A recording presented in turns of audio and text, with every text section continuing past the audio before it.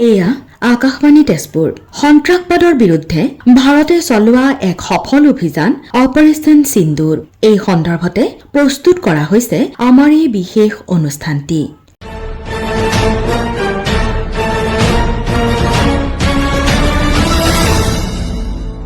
Operation सिंदूर भारत का एक गौरवपूर्ण और ऐतिहासिक अभियान जो भारत ने छिड़ी आतंकवाद के खिलाफ।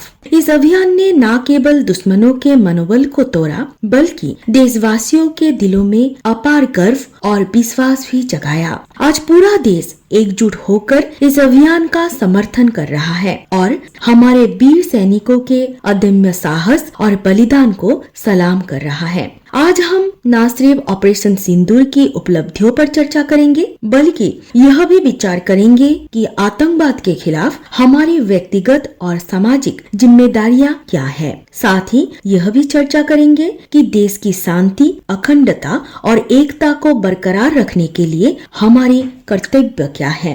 और इन सभी पर चर्चा करने के लिए आज हमारे साथ है भारतीय सेना के पूर्व लेफ्टिनेंट जनरल तरुण कुमार आइस जी, जिन्होंने as a 4th deputy chief of the army staff strategy, director general of military intelligence and director general of NCC के दायित्व को निष्ठापूर्वक पालन करके देश की सेवा की है, जिन्हें परम विशिष्ट सेवा मेडल, अति विशिष्ट सेवा मेडल से भी सम्मानित किया गया है।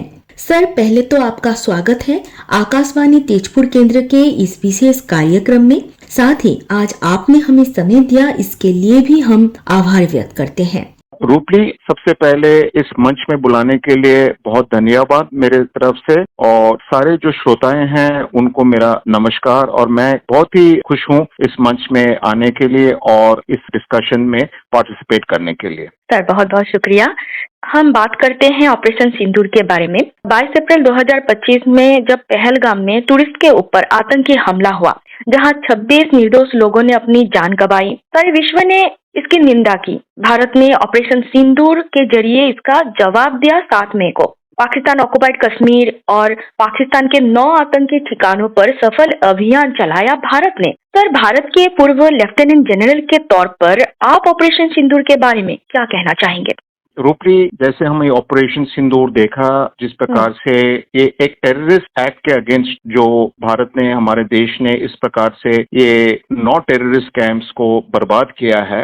माननीय प्राइम मिनिस्टर नरेंद्र मोदी जी के लिहाज से बोल रहा हूँ, जैसे ये एक नया पैमाना, एक न्यू नॉर्मल हमारे लिए, हमारे देश के लिए तैयार किया है, जहाँ पे अगर कोई एक टेररिस्ट एक्ट हमारे अगेंस्ट हो और यहाँ पे हमारे सेंसिटिव टारगेट्स को एड्रेस किया जाए तो इसका एक मुंह तोड़ जवाब दिया जाएगा। ऐसे टेररिस्ट एक्ट को हम एक एक्ट ऑफ वॉर तौर पे हम मानेंगे और हम ऐसा फोर्स, एक रोबस्ट फोर्स और एक रिस्पांस देंगे ताकि दुश्मन को अच्छी तरह से उसको मुंह तोड़ जवाब मिले, पोजीशन उसको ठीक तरीके से समझ में आए कि भारत क्या देश है। जिस तरीके से सर आपने कहा है कि भारत के प्रधानमंत्री जी ने ये साफ तौर से कहा कि ये जो जंग है ये आतंकवाद के खिलाफ है, पाकिस्तान के खिलाफ नहीं है या फिर पाकिस्तान की सेना के खिलाफ नहीं है। हम किसी प्रकार भी आतंकवाद को सहेंगे नहीं।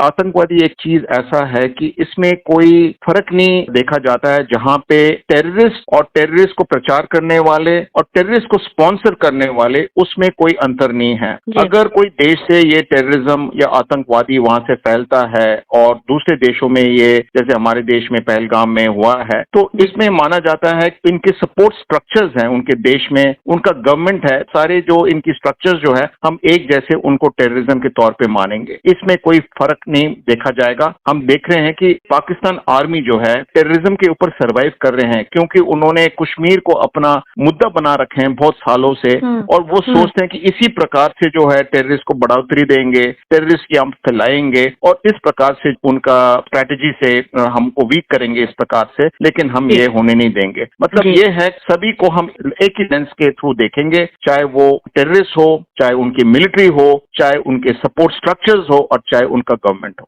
हाँ जी, और अगर हम भारत के साथ पाकिस्तान के जो संपर्क के बारे में बात करें तो इसको सुधारने के लिए भारत ने बहुत कदम उठाए हैं, भारत ने बहुत समझौते किए हैं। अगर हम बात करें कि पूर्व प्रधानमंत्री इंदिरा गांधी जी हो या फिर पूर्व प्रधानमंत्री अटल बिहारी वाजपेयी जी हो, जिन्होंने दोनों देश के ट्रेड एंड ट्रांसपोर्ट को बेहतर बनाने के लिए समझौते किए थे पाकिस्तान के साथ। और वो खुद दिल्ली से लाहौर गए थे बस में, क्योंकि भारत अपना जो पड़ोसी मुल्क है उसके साथ रिश्ता बेहतर बनाना चाहता है, शांति का पैगाम देना चाहता है विश्व में। भारत का जो पॉलिसी है यही है। रूपली आपने ये सब कुछ बताया है, ये कोई भी देश के लिए एप्लीकेबल है। जिस प्रकार से हम शांति चाहते हैं हमारे नेबर्स के साथ वर्ल्ड के अंदर, और हर वक्त हम चाहते हैं कि ऐसे जेस्चर्स हम दिखाएं जहाँ पे ट्रेड करे, शांति के कल्चरल एक्सचेंज प्रोग्राम्स करे। लेकिन जिस देश को ये समझ में नहीं आएगा तो हमारे तौर तरीके को बदलना पड़ेगा, क्योंकि अगर उसी देश को सिर्फ टेररिज्म का लैंग्वेज समझ में आता है तो शायद अलग से उसका जो है जवाब हमको करना पड़ेगा। और आगे से अगर कोई टॉक्स करे तो हम उसके साथ टॉक्स तभी करेंगे जब ये टेरर के साथ नहीं हो सकता है। जैसे ये खून और पानी एक साथ नहीं बह सकता है। और हर वक्त न्यूक्लियर का जो हम बात करते हैं कि अगर हमने टेररिस्ट एक्ट किया और अगर आपने हमें जवाब दिया तो हम न्यूक्लियर की हम कार्ड खेलेंगे, लेकिन उसके लिए भी भारत अभी डरेगा नहीं, क्योंकि जैसे मैंने बोला है एक नए पैमाना, एक न्यू नॉर्मल हमने ड्रॉ अप किया है भारत ने, और इसके लिहाज से हर स्थिति के लिए हम तैयार हैं। हम तैयार है, भारत तैयार है, क्योंकि भारत अभी सहेगा नहीं। अगर हम बात करें तो इंडियन पार्लियामेंट अटैक के बारे में बात करें या फिर मुंबई अटैक के बारे में बात करें, पुलवामा अटैक के बारे में बात करें, तो भारत ने सहा है, बहुत सहा है। और अब भारत जवाब देगा आतंकवाद के खिलाफ, आतंकियों के खिलाफ भारत अब जवाब देगा। सर, जो नाम है ऑपरेशन सिंदूर, जिन महिलाओं ने अपना सिंदूर खोया उन महिलाओं को अर्पित है ये ऑपरेशन सिंदूर। ये जो नाम है, ये नाम हमारे इमोशन के साथ जुड़ा हुआ है। जब ये नाम दिया गया था कि भारत ने ऑपरेशन सिंदूर चलाया, तो देशवासियों के मन में एक जो इमोशन वो देखने को मिला। बिल्कुल, यहाँ पे हम देखते हैं कि एक नया पैमाना आ गया है हमारे देश के अंदर एक नारी शक्ति के तौर पे, क्योंकि जिस प्रकार जो इनोसेंट्स को वहाँ पे मारा गया था, इनको बताया गया था, जाके देश में बताया कि हमने ये काम किया है और इस प्रकार से हमें को ललकारा गया है और एक बहुत ही सेंसिटिव चीज को उन्होंने टच किया है। यहाँ पे देखा जाएगा एक इमोशनल भावना हमारे देश में इन्होंने पैदा कर दिया है, और इसमें हमारे सारे देशवासियां जो है, जो हमारा डाइवर्सिटी है, ये पूरा एक यूनिटी आ गया है, जहाँ पे महिलाएं का एक शक्ति भी आगे आ गया। और जिस प्रकार से आपने देखा जो हमारे स्पोक्स पर्सन थे इस ऑप सिंदूर के तौर पे, जहाँ पे कर्नल सोफिया थे और ग्रुप कैप्टन व्योमिका, इन्होंने ही जो है सिंदूर के बारे में बताया है इंडियन आर्म फोर्सेस ने किस प्रकार से पाकिस्तान में टारगेट्स बर्बाद किया है। तो ये एक बहुत ही अच्छा ट्रेंड है हमारा नारी शक्ति का, जो कि प्रेजेंट मॉडर्न वॉरफेयर के अंदर भी हमारी महिलाओं का जो पोजीशन और इनकी जो पार्टिसिपेशन जो है इसमें इंक्रीज हुआ है। और आगे मैं सोचता हूँ कि इनकी पार्टिसिपेशन और भी बढ़ेगी, वुमेन ऑफिसर्स की, वुमेन जवान्स की काफी बढ़ेगी, और इसको हम आगे लेके जाएंगे। जी डेफिनेटली, और ये नारी शक्ति आगे भी देखने को मिलेगी। सर, 1986 में आपने मद्रास रेजिमेंट के जरिए आप देश के सेवा में नियुक्त हुए। हाल ही में आपने रिटायरमेंट ली है। तब से अब तक आपने कितना बदलाव देखा है? देश का डिफेंस सेक्टर कितना शक्तिशाली हुआ है? काफी चेंजेस हुआ है हमारे आर्म फोर्सेस के अंदर। देखा जाए तो अभी हाल ही में जब यहाँ पे सारे ऑपरेशंस हुआ है, और मैं ये सारे ऑपरेशंस की बात नहीं करूंगा टाइम की पाबंदी के वजह से, लेकिन मैं टच करूंगा दो इम्पोर्टेंट ऑपरेशन के बारे में, जो कि रशिया यूक्रेन ऑपरेशन हुआ है, इजराइल हमास का ऑपरेशन हुआ है, फिर सीरिया का जो ऑपरेशन हुआ है। ये पूरा वॉरफेयर और पूरा माध्यम जो है चेंज हो रखा है, जहाँ पे टेक्नोलॉजी काफी अंदर आ चुका है। और जिस प्रकार से हमने हमारा ऑप सिंदूर भी देखा है, एक तरफ से हमने वहां का लेसन लेके इसके अंदर हमने अजमाया है और देखा है कि हमें काफी सक्सेस मिला है इसके अंदर। तो जैसे कि आपने जो सवाल किया है, कहाँ कहाँ पे ये इश्यूज आए हैं, सबसे पहले हमारा फोर्स स्ट्रक्चरिंग के ऊपर, जैसे हमारे श्रोता हैं उनको समझने के लिए, जो हमारे स्ट्रक्चर्स हैं उन स्ट्रक्चर्स को थोड़ा जो बदली किया गया है। जैसे हमारे फाइटिंग फॉर्मेशंस की बदली की गई है, उनको थोड़ा छोटा बनाया गया है, उसके अंदर टेक्नोलॉजी ज्यादा रखा गया है और मैन पावर कम किया गया है। हालांकि मैन पावर हर वक्त इंपॉर्टेंट रहेगा, लेकिन टेक्नोलॉजी भी अंदर इन्फ्यूज हो रहा है। जैसे आपने देखा कि हमारा एयर डिफेंस बहुत ही महत्व रोल प्ले किया है, तो उसका महत्व काफी बढ़ गया है।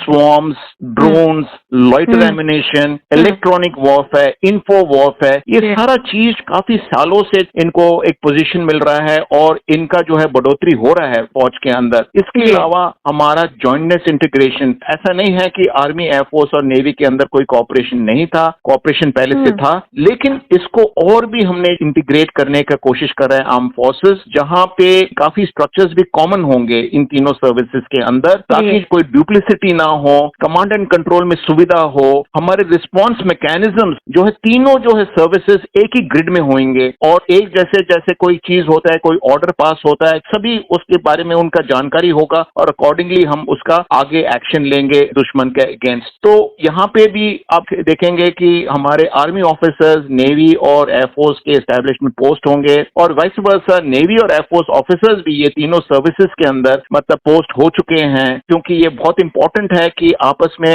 दूसरे सर्विस के बारे में जानकारी करना, उनके सिस्टम्स क्या है, कम्युनिकेशन सिस्टम्स क्या है, ऑपरेशंस कैसा है। कई सालों में ये जो चीज को इंटीग्रेट किया है और इसमें काफी काम चल रहा है। इसके अंदर प्लानिंग प्रोसीजर्स कॉमन हो रहे हैं, इसमें कोई डुप्लिसिटी ना हो। एक और चीज है जैसे कि टेक्नोलॉजी, जहां पे हमारी ड्रोन्स, जैसे ड्रोन्स आपने सुना है कि किस प्रकार से हम यूज कर रहे हैं दुश्मन को बर्बाद करने के लिए। ड्रोन्स लॉजिस्टिक्स के तौर पे भी यूज हो रहे हैं। अभी हमारे ऊपर पहाड़ों में जो गाड़ियां हैं, एडवांस फाइटिंग व्हीकल्स आ गए हैं और आप कम्युनिकेशन नेटवर्क, कॉमन नेटवर्क्स हो गए हैं, नेटवर्क सेंट्रिक वॉरफेयर हो गया है, एंटी ड्रोन टेक्नोलॉजी, जो हमारे एक ड्रोन का शील्ड है, एयर डिफेंस जो है, ये भी एक बहुत ही मजबूत सिस्टम बना हुआ है। तो ये सारा टेक्नोलॉजी ऐसा ऐसा इंटीग्रेट हो रहा है और काफी हमारा यहाँ पे प्रोग्रेस हुआ है। और हमारे चीफ साहब ने ये 2023 से लेके 2032 इस पूरा पीरियड को ही has declared it as the decade of transformation और 2024 और 25 को उन्होंने ईयर ऑफ इन्फ्यूजन से बताया है, ताकि जो है लोगों के दिमाग में ये चीज हो। और ये अगला डिकेड जो है 2032 तक, ये आप देखेंगे किस प्रकार से हमारी इंडियन आर्म फोर्सेस इस टेक्नोलॉजी के वेव में चलेगा और किस प्रकार से टेक्नोलॉजी अंदर आएगा। और एक बात जो मैं थोड़ा सा ये मिस कर गया था इस बीच में, जहाँ पे ट्रांसफॉर्मेशन है, इसमें ह्यूमन रिसोर्स मैनेजमेंट में भी काफी प्रोग्रेस होगा, जहाँ पे टेक्नोलॉजी वॉरियर्स, आर्म फोर्सेज में टेक्नोलॉजी, जैसे मैंने बोला है, काफी इन्फ्यूजन हो रहा है। यहाँ पे जो रिक्रूट होंगे, जो जवान हो, जो ऑफिसर्स हो, टेक्नोलॉजी उनको जानकारी लेना, मतलब उनका डिग्री रहना, डिप्लोमा रहना बहुत ही इंपॉर्टेंट होगा, क्योंकि अगर ये उनको जानकारी नहीं होगा तो ये चीज को वो आगे नहीं बढ़ा पाएंगे। आपने सुना है अग्निवीर, अग्निपथ स्कीम आ चुका है, जहाँ पे फाइटिंग सोल्जर्स का एज थोड़ा कम हो। वुमेन एंट्री स्कीम, जैसे मैंने शुरू किया था नारी शक्ति के बारे में, काफी इसको महत्व दिया है कि ज्यादा से ज्यादा वुमेन एंट्री करे और हमारे पूरे फौज के अंदर शामिल हो। तो ये सारी चीजें जो इम्पोर्टेंट है। और इसके अलावा वी आर ऑल्सो फोकसिंग मतलब on border area development, on environment conservation और डिफेंस डिप्लोमेसी। ये भी बहुत इंपॉर्टेंट है as far as our transformation is concern. Definitely defence sector बहुत आगे बढ़ जाएगा। ये जो ऑपरेशन सिंदूर है, इसमें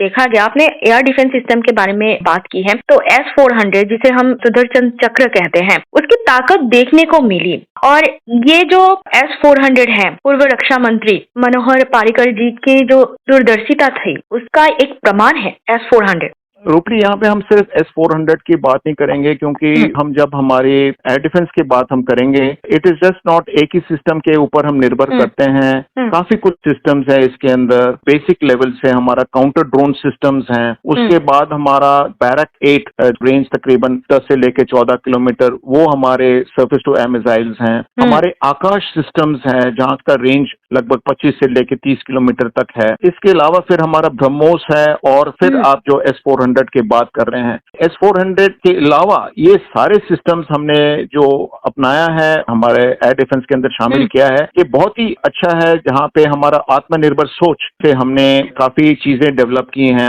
बिल्कुल ये यहाँ पे स्थापित किया गया, ये प्रूव किया गया। फिर पाकिस्तान ने काफी कोशिश किया हमारे कई टारगेट्स को एड्रेस करने के लिए, और चाहे वो S-400 हो, ब्रह्मोस हो, सारे जो हमारे सिस्टम्स है का एफिकेसी देखा गया और किस प्रकार से हमने एनिमी के मिसाइल्स वगैरह को रोका है, और इस प्रकार से हम लोग काफी सक्सेसफुल रहे हैं। सर, जम्मू एंड कश्मीर की अगर हम शांति के बारे में बात करें, उन्नति के बारे में बात करें, तो सरकार ने कई महत्वपूर्ण कदम उठाए। उसमें से एक आर्टिकल 370 का हटाना है। उसके बाद देखा गया कि जम्मू एंड कश्मीर में पर्यटकों की जो संख्या है वो बढ़ी है। एक आंकड़ा यहीं पे मैं अपने श्रोताओं को देना चाहूंगी।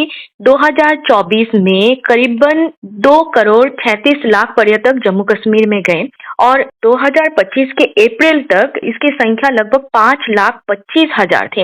ये साफ तौर पर देखा जाता है कि जम्मू कश्मीर की जो टूरिस्ट इकोनॉमी है उसमें सुधार आया है, स्थानीय लोगों को रोजगार मिल रहा है। तो ये कहीं ना कहीं हमारे दुश्मन जो है वो बर्दाश्त नहीं कर पा रहे हैं।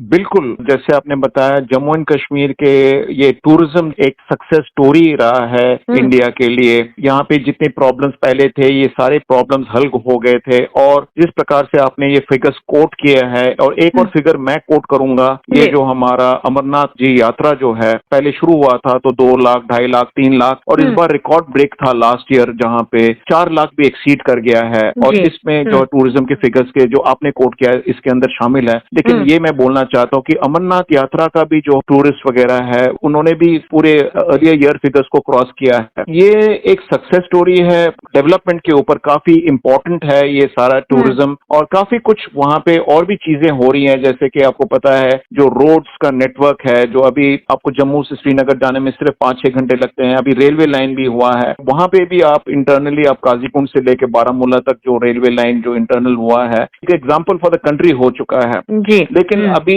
पहलगाम में जो हुआ है ये थोड़ा सा अनफॉर्चुनेट इंसिडेंट हुआ है जहाँ पे टूरिज्म इफेक्ट हो रहा है। तो मैं ये बोलूंगा कि आहिस्ता आहिस्ता ये सिचुएशन इंप्रूव होगा, लोग जाएंगे वहाँ पे और फिर ये कश्मीर जो है उसका टूरिज्म रिवाइव हो जाएगा जिस प्रकार से आपने फिगर्स कोट किया है। देखेंगे आगे किस प्रकार से सिचुएशन का हल होता है और मेरे को पूरा भरोसा है कि आते हुए समय में ये सिचुएशन ठीक हो जाएगा और जैसे टूरिज्म था पहले वो सेम चीज जो है अभी हो जाएगा वहाँ। इसी प्रकार से फिर से खिल उठेगा जम्मू एंड कश्मीर। सर, आप world highest and coldest military जो जोन है सियाचिन, जो समुद्र तट से 12,000 फीट ऊंचाई पर है, आप वहाँ पे पोस्टेड थे। -50, -40 डिग्री में हमारे जो सैनिक है देश की रक्षा वहाँ कर रहे हैं। कैसी कठिनाई आपको वहाँ पर झेलनी पड़ती है?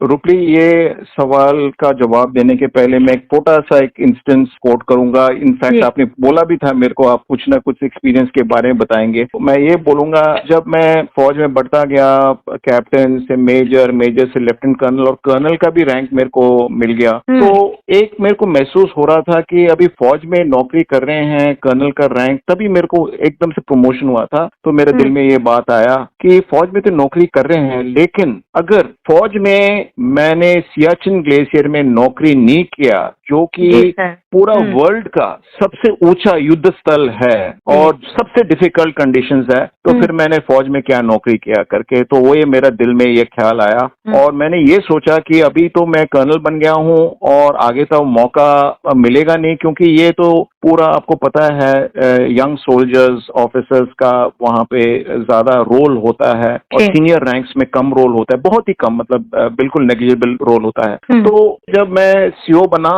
तो एकदम से जब सोच रहा था कि यूनिट कहाँ जाएगा, आर्मी हेडक्वार्टर से खबर आया कि आपका यूनिट को सेंट्रल ग्लेशियर के लिए आपको डिटेल किया गया है और आप यूनिट लेके सेंट्रल ग्लेशियर जाओगे, सियाचिन ग्लेशियर। एकदम से मेरा दिल में बिल्कुल इतना सेटिस्फैक्शन हुआ, मैं इतना खुश हो गया कि चलो मेरा एक दिल की बात भगवान ने रख लिया। तो यूनिट लेके मैं फिर ग्लेशियर में गया। अभी आपका सवाल का जवाब, जैसे आपको पता है, आपने खुद बताया है, 12,000 फीट से लेके 20,000 फीट तक वहाँ के हाइट्स हैं। जो जवान रहते हैं वो पोस्टों में रहते हैं और ऐसा नहीं कि एक जगह में ग्लेशियर में पूरा बटालियन रहता है। ये पूरा बटालियन जो 800-900 लोग रहते हैं, ये सारे पोस्टों में बिखरे हुए होते हैं और ईच पोस्ट का स्पेन जो है 8 से लेके 15 आदमी, मतलब 8 भी हो सकता है, 10 भी आदमी है, 15-20 आदमी भी हो सकता है, लेकिन 20 से ज्यादा नहीं होते हैं। विभिन्न हाइट्स में रहते हैं, आपका 12,000, 14,000, 15,000, 18,000, 20,000, क्योंकि ये सारा ग्लेशियर जो है आपका पाकिस्तान की तरह ये रिजेस जाते हैं। तो यहाँ पे कंडीशंस बहुत ही टफ है। जैसे आपने खुद बताया कि temperatures minus is still -30-40 degrees, तो हमारा स्पेशल क्लोथिंग होता है, उसके अंदर बर्फ गिरता रहता है, क्लाउडी कंडीशंस, फॉगी कंडीशंस होते हैं वहाँ पे। विजिबिलिटी में काफी पुअर है, मतलब विजिबिलिटी पुअर है, मतलब बर्फ में हरकत करना उस पहाड़ी मतलब खतरनाक स्लोप के ऊपर इज वेरी वेरी डिफिकल्ट वहाँ पे हरकत करना। उसके पहले मैं एक चीज और बोलना चाहता हूँ, जाके डिग्री ऑफ डिफिकल्टी को काफी बढ़ाया जाता है। जैसे आपका हाइट बढ़ता जाता है तो ऑक्सीजन लेवल लेवल उसमें कम होता जाता है। जैसे कि आप 9,000 में जाओगे तो पहला ऑक्सीजन लेवल कम मिलेगा, 10,000, 12,000, 14,000, तो ये कम होता ही जाएगा, ऑक्सीजन घटता ही जाएगा। और वहां पे बॉडी को हरकत करना, कोई एक्टिविटी करना, चलना बहुत ही मुश्किल हो जाता है। और आदमी जब लोड लेके चलता है तो बहुत ही कष्ट, मतलब एक जगह से दूसरा जगह पहुंचने में बहुत ही ज्यादा टाइम लेता है। और वहां पे जो आपका बॉडी का मेटाबॉलिज्म भी जो है ये कम ऑक्सीजन कंटेंट की वजह से वो इफेक्ट हो जाता है, तो बॉडी का काफी उसके अंदर डिटोरेशन होता रहता है। हालांकि हमारे इंडियन आर्मी में काफी हम प्रोविजंस है, जैसे कि special clothing, special ration, special जूते, सब कुछ, मतलब हमको केयर लेने के लिए काफी चीजें, हमको प्रोटेक्टिव क्लोथिंग वगैरह होता है। लेकिन ये is a fight against nature. और जैसे कि कई चीजें हैं, एवलांचेस होते हैं, मतलब बर्फ के टुकड़े गिर जाते हैं, स्लोप से बर्फ निकल जाता है, तो वहां पे अगर आदमी फंस जाता है तो फिर उसका रिट्रीव करना बहुत ही मुश्किल हो जाता है। कभी कभी क्रिवेसेस खुल जाता है, मतलब एकदम से बर्फ के अंदर एक ब्रेक हो जाता है जहां पे वो गैप्स हो जाते हैं और फिर उस गैप्स को हमें पार करना पड़ता है। बहुत ही डिफिकल्ट है। और आप सोचते होंगे जैसे कि जो आदमी ग्लेशियर के ऊपर चढ़ जाता है, ऐसा नहीं कि वो जब दिल करे वो नीचे आ जाएगा, ऐसा नहीं है। अगर वो जाता है ऊपर तो वो वहां पे 4-5 महीने 6 महीने के एकदम एक्सटेंडेड पीरियड में रहना पड़ेगा, क्योंकि आना जाना वहां पे बार बार नामुमकिन है। तो एक बार आप इंडक्शन हो जाते हो, अपने पोस्ट में चले जाते हो, आपको आपका मैंडेटरी पीरियड को आपको बिताना पड़ेगा और वहीं पे आपको रहना पड़ेगा। यहीं पे जो है वो आदमी का ट्रेनिंग, उसका फिजिकल फिटनेस, सारा जो चीज वो आगे आता है, वो एक ग्रिट, एक विल पावर, एक करेज, सब कुछ लेके वो रहता है वहां पे, और वो वहां से हिलता नहीं है और वहां पे हमारा देश का रक्षा करता है। वेरी टफ कंडीशंस होता है। यहाँ पे जो नौकरी कर लेता है, मतलब बड़ा एक्सपीरियंस होता है। खाने पीने का भी मैं बारे में बोलना चाहता हूँ। यहाँ पे एडवांस स्टॉकिंग हो जाता है, राशन वहाँ पे ऑलरेडी वो जमा हो जाता है, लेकिन वहाँ पे ऐसा नहीं है कि आपको हर दिन फ्रेश राशन मिलेगा। जो आपके स्टॉक राशन है आप उसी को बनाओगे, और वहाँ पे खाना पकाना भी बड़ा मुश्किल हो जाता है। जैसे मैंने बताया, ऑक्सीजन वो एयर के अंदर काफी कम हो जाता है, खाना पकने में काफी टाइम लग जाता है, एपेटाइट वैसे भी आपका कम हो जाता है। तो ये सारा फैक्टर्स को हम लेते हैं और जब देखते हैं तो ये सारा जो है बॉडी को इफेक्ट करता है। लेकिन हमारा इंडियन आर्मी का ट्रेनिंग इस प्रकार के है, सारे ट्रेंड है और अकस्टम्ड है।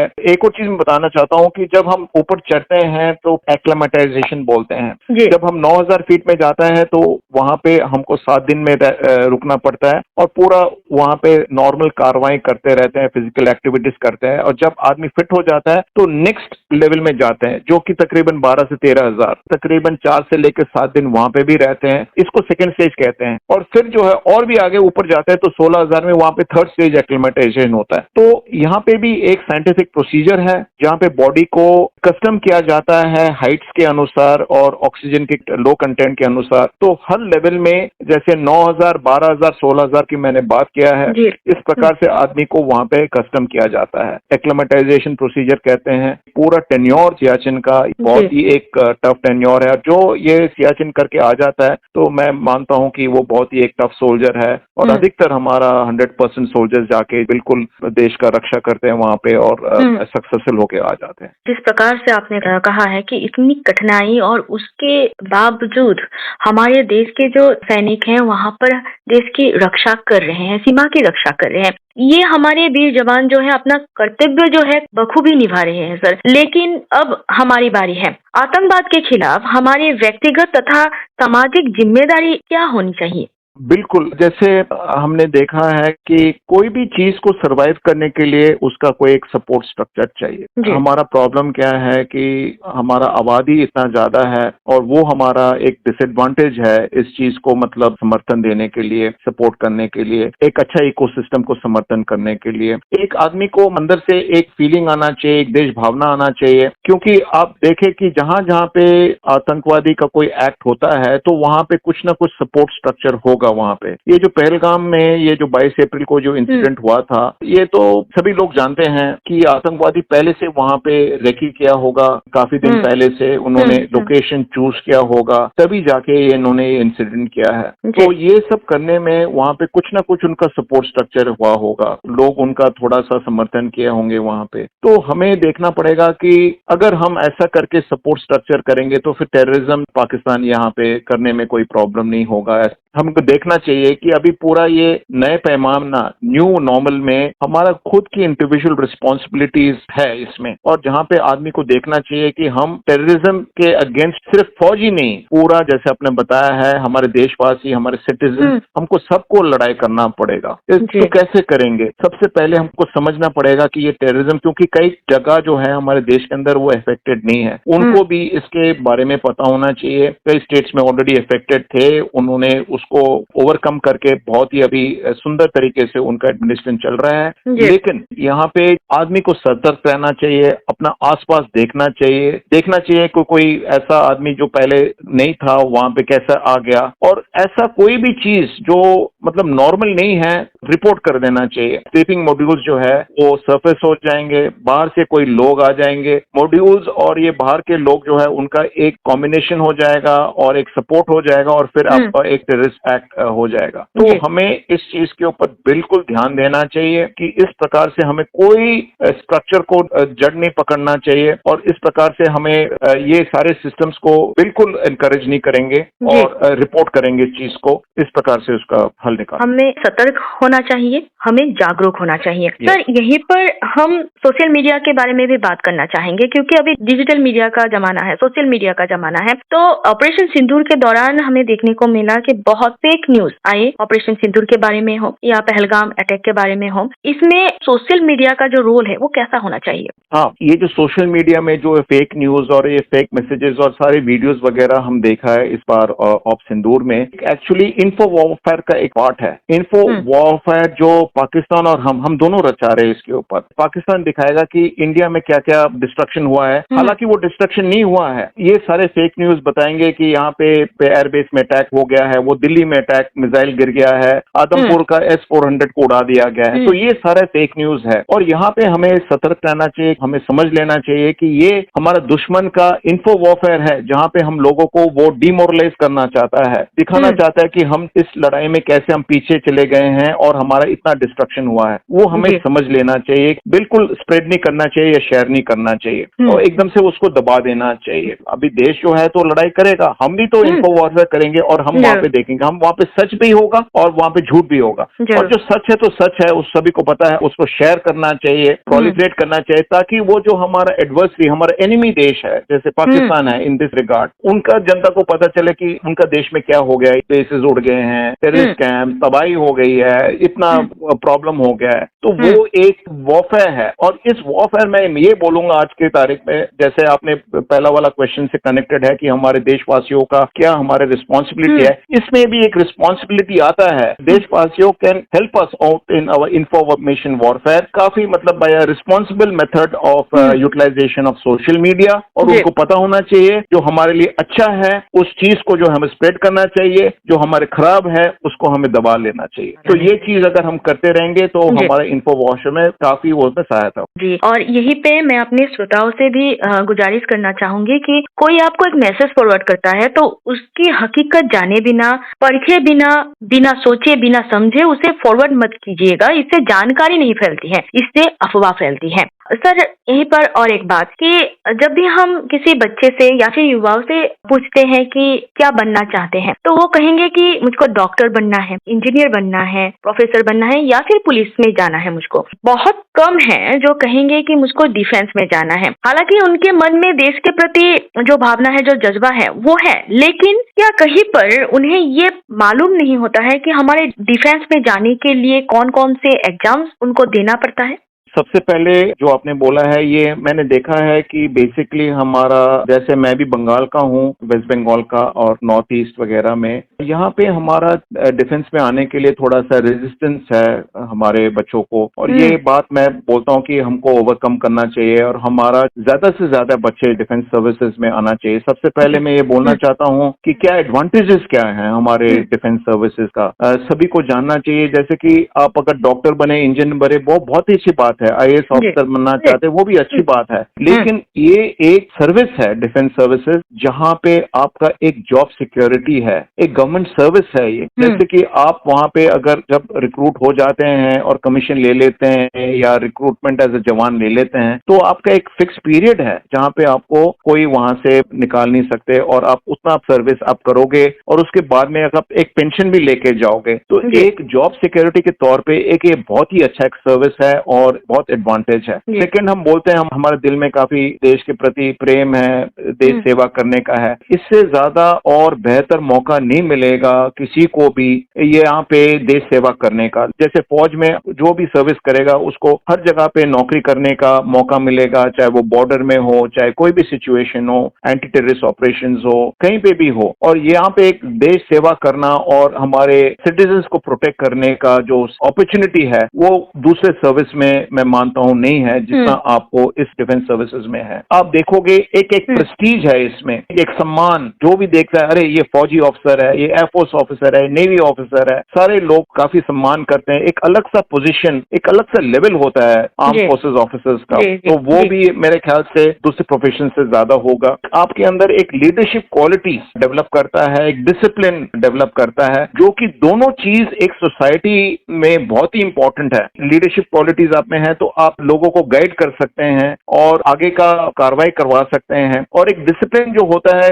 आपको देख के लोग भी डिसिप्लिन हो जाते हैं। तो ये एक एग्जाम्पल आप सेट करते हैं, तो ये भी बहुत अच्छी चीज है। और आखिर में ये बोलूंगा, फौज एक चैलेंज है, आर्म फोर्स एक चैलेंज है, इसमें एडवेंचर है, ये काफी लोगों को आकर्षित करता है ज्वाइन करने के लिए। तो दीज आर द एडवांटेजेस। तो मैं मानता हूँ आर्म फोर्सेज बहुत इंपॉर्टेंट, एक अच्छा प्रोफेशन है। और भी मैं बोलूंगा कि क्या अपॉर्चुनिटीज है, अपॉर्चुनिटीज बहुत हैं, दोनों है आपके जवान के लेवल में और ऑफिसर लेवल में। जवान के लेवल में जैसे कि हमारा अग्निवीर स्कीम है, मैं ऑफिसर लेवल में आ जाता हूँ, जहाँ पे जो एंट्री है एनडीए से शुरू होता है। जब हम क्लास 12 पास करते हैं तो नेशनल डिफेंस एकेडमी में आदमी शामिल हो जाता है और फिर उसके बाद आईएमए करने के बाद ऑफिसर बन जाता है। एक टेक्निकल ग्रेजुएट कोर्स है जहाँ पे हम सिविल लाइफ में ग्रेजुएशन करते हैं, कोई इंजीनियरिंग ग्रेजुएशन कर लेते हैं और बीटेक कर लेते हैं, तो उनको भी मौका है फौज में शामिल होने के लिए, एक बहुत अच्छा मौका है उसके अंदर। उसके बाद आपका एनसीसी एंट्री है, मैंने सुना है अभी 76 वैकेंसीज हो गई हैं स्पेशल एंट्री स्कीम में। हमारे बच्चे लड़के लड़कियां एनसीसी में हो जाते हैं और जो सी सर्टिफिकेट ले लेते हैं तो उनके लिए आपको कोई एग्जाम देना नहीं पड़ता, सिर्फ इंटरव्यू होता है और एक बहुत ही अच्छा मौका है इंडियन आर्मी में और एयरफोर्स नेवी में शामिल होने के लिए। तो ये भी बहुत अच्छा एक मौका है। इसके अलावा आपका कंबाइंड डिफेंस सर्विसेज है, ग्रेजुएशन करने के बाद भी, जैसे मैंने बोला था, इंजीनियरिंग करने के बाद भी है और नॉर्मल ग्रेजुएशन करने के बाद भी मौका है। मैं ये भी बोलना चाहता हूँ कि वुमेन एंट्री स्कीम्स के लिए भी एक बहुत ही अच्छा मौका है, जहाँ पे अभी वैकेंसीज मैंने सुना है अभी 90 वैकेंसीज हो गए हैं every year for women entries. तो ये भी एक बहुत अच्छा मौका है। ये जनरली मेजर एंट्री मेथड्स हैं आर्म फोर्सेज में एंट्री लेने के। और हम आशा करेंगे कि नॉर्थ ईस्ट के, वेस्ट बंगाल के जितने युवा हैं या फिर हमारी बिल्कुल लड़कियां हैं वो डिफेंस सेक्टर में आए, देश की सेवा करें और जिस प्रकार से आपने कहा है उस प्रकार से जितनी सुविधाएं हैं उनको मिलेगी एज ए करियर, वो इसके बारे में भी सोच सकते हैं। सर, बहुत जानकारी आपसे लेनी है लेकिन समय थोड़ा सा कम है, इसीलिए अंत में आप हमारे श्रोताओं को क्या कहना चाहेंगे? मैं ये कहना चाहूंगा, बहुत ही इम्पोर्टेंट है कि अभी हमारा देश और आर्म फोर्सेस एक नया पैमाने में आ गया है। सभी सुना है कि 47 तक हम लोग एक विकसित भारत का सोच में हैं और इस विकसित भारत में आर्म फोर्सेस भी एक बहुत इम्पोर्टेंट रोल प्ले करेगा। आगे का समय थोड़ा कॉम्प्लेक्स होगा, इतना इजी नहीं होगा और काफी चेंजेस होते रहेंगे। आपने ऑप सिंदूर देखा है, ये सीज फायर है, एक टेम्परेरी सीज फायर है और ये सीज फायर एब्रोगेट कभी भी हो सकता है और उसके लिए हमें तैयार होना पड़ेगा। हमको हर वक्त हमारे दुश्मन के आगे सोचना पड़ेगा। बिल्कुल, हम यहाँ पे कैचअप गेम नहीं खेल सकते हैं, हमको ahead of the curve game खेलना पड़ेगा। हमको दुश्मन के आगे सोचना पड़ेगा कि ये दुश्मन ये कर सकता है, वो हो सकता है, हमारे पास हमारा पाकिस्तान इस तरफ है, यहाँ पे चीन है, तो सिचुएशन थोड़ा कॉम्प्लेक्स है और हमारे यहाँ पे बांग्लादेश भी है। ये हमारा एक नेबरहुड है जहाँ पे थोड़ा ट्रबल्ड है। आगे का सिचुएशन थोड़ा कॉम्प्लेक्स होगा। जैसे मैंने बोला था हमें सतर्क होना चाहिए, हमारे आसपास देखना चाहिए कि क्या हो रहा है, चीजें रिपोर्ट करनी चाहिए। दूसरा, हमको हर वक्त टेक्नोलॉजी की बात करनी चाहिए, डेवलपमेंट में की बात करनी चाहिए और हमको देश को आगे बढ़ाना पड़ेगा। ये चीजें बहुत इंपॉर्टेंट है। मैं बोलूंगा, मैं ये चाहूंगा कि हमारे बच्चे जो है नॉर्थ ईस्ट के, बंगाल के, ईस्टर्न रीजन के, जहाँ पे हमारी एंट्रीज कम है आर्म जी। फोर्सेस के अंदर, आप लोग अच्छी तरह से पढ़ाई कीजिए। तो मैं चाहूंगा कि मैक्सिमम बच्चे नॉर्थ ईस्ट और ईस्टर्न रीजन के, वेस्ट बंगाल के मैक्सिमम बच्चे हमारे आर्म फोर्सेस में आए। जी, और इस कार्यक्रम के जरिए हम प्रत्येक वीर सैनिक का तहे दिल से धन्यवाद देना चाहेंगे। आपके साहस, पराक्रम, शौर्य और बलिदान की वजह से ही आज हम अपने घरों में सुरक्षित हैं, देश सुरक्षित है, क्योंकि हमारे वीर सीमा के रक्षा में तैनात है। आप सभी का सिर झुका के हम नमन करते हैं और साथ सर आपका भी बहुत बहुत शुक्रिया कि आपने हमें समय दिया, आज के विषय के ऊपर हमारे साथ चर्चा की, साथ ही इतने वर्ष तक आपने हमारे लिए, देश के लिए वीरता और निष्ठा के साथ अपनी जिम्मेदारियां निभाई। इसके लिए बहुत बहुत धन्यवाद सर। थैंक यू रूपली, अच्छा मौका मिला, मेरा सौभाग्य है कि मैं आपका कार्यक्रम में पार्टिसिपेट किया है और थैंक यू मेरे को यहाँ पे इस मंच में बुलाने के लिए। मैं ये चाहता हूँ कि आप लोग का भी अच्छा हो, इस प्रोग्राम के जरिए आप जो बोलना चाहते हो आपका पूरा श्रोताओं को ये मैसेज पहुंचे। एंड श्रोताओं को मेरे तरफ से भी नमस्कार, थैंक यू सो मच, धन्यवाद। শ্ৰোতাই ইমান পৰে অপাৰেশ্যন সিন্দুৰ সন্দৰ্ভত প্ৰস্তুত কৰা আমাৰ এই বিশেষ অনুষ্ঠানটি শুনিলে। অনুষ্ঠানটিত অংশগ্ৰহণ কৰিলে ভাৰতীয় সেনাৰ অৱসৰপ্ৰাপ্ত লেফটেনেণ্ট জেনেৰেল তৰুণ কুমাৰ আইছে। অনুষ্ঠানটি ফোনযোগে বাণীবন্ধন কৰাৰ লগতে সম্পাদনা ৰূপলী বৰাৰ, প্ৰযোজনা অনুষ্ঠান মুৰব্বী ৰূপান্ত কুমাৰ দাসৰ।